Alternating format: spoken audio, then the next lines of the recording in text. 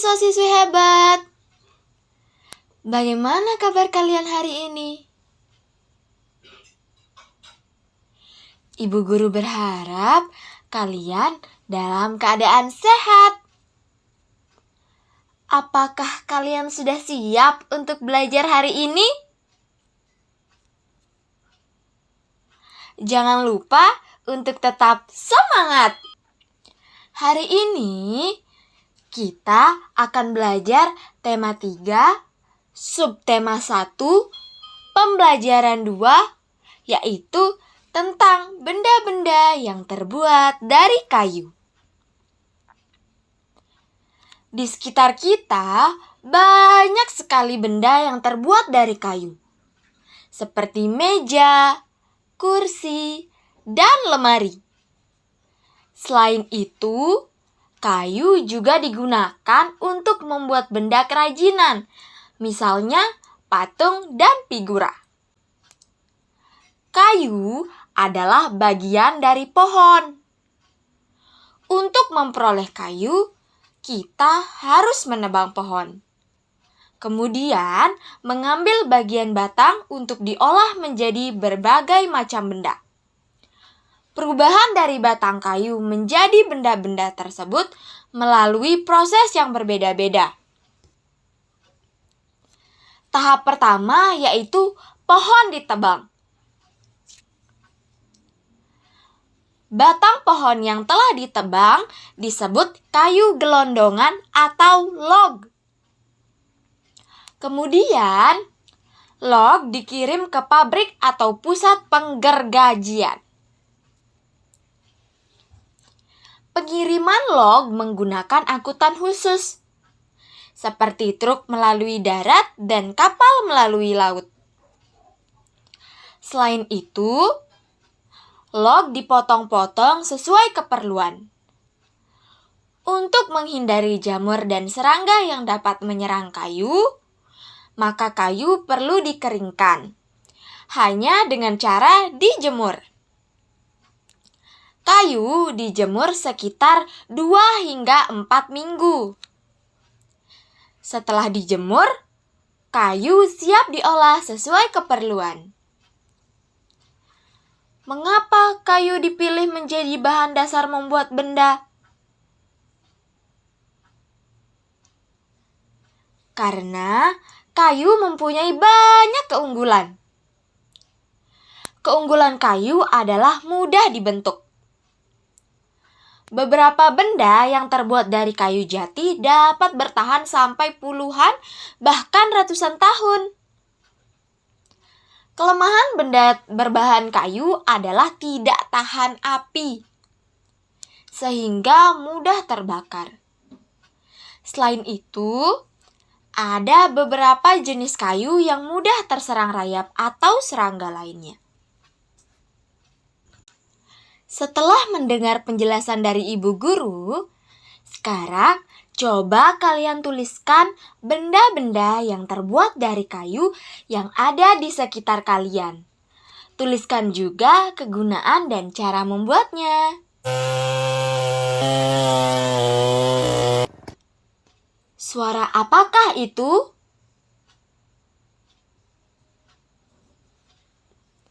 Itu adalah suara mesin pemotong kayu. Desa tempat tinggal Siti dan teman-teman mempunyai hutan. Di dalam hutan tersebut terdapat beraneka jenis pohon. Apakah kalian tahu apa fungsi hutan? Fungsi hutan yaitu untuk menyerap air hujan. Hutan menyimpan air hujan tersebut dalam jumlah yang banyak. Namun, ketika hutan digunduli, maka akan membuat aliran air terganggu, dan hal ini menyebabkan air menggenang hingga akhirnya terjadi banjir yang mengalir ke pemukiman penduduk. Seperti yang telah kita pelajari tadi, banyak benda yang terbuat dari kayu. Itu artinya benda-benda yang terbuat dari kayu ini sangat dibutuhkan. dan hal ini mengakibatkan kebutuhan akan bahan kayu terus meningkat. Setiap tahun, banyak pohon yang ditebang untuk mendapatkan kayu. Terkadang, ada sekelompok orang yang menebang pohon tanpa izin. Kegiatan ini disebut penebangan liar. Jika penebangan pohon ini terus dilakukan, maka semakin lama jumlah pohon di hutan semakin berkurang.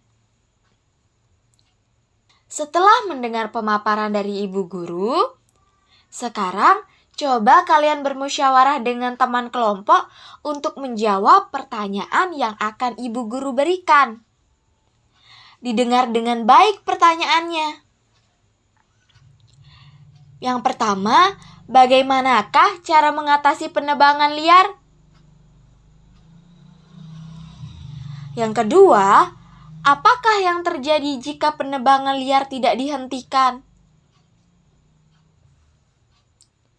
Yang ketiga, bagaimana cara mengembalikan hutan seperti semula? Setelah kalian bermusyawarah dengan teman kelompok, sekarang coba tuliskan dan kemudian ceritakan pengalamanmu bermusyawarah bersama temanmu.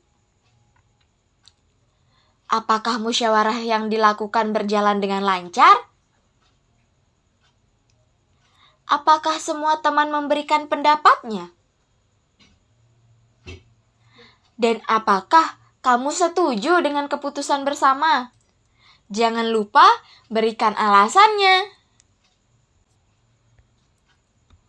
Apakah kalian tahu bahwa kayu tidak hanya digunakan sebagai bahan baku untuk membuat meja atau kursi ataupun benda kerajinan?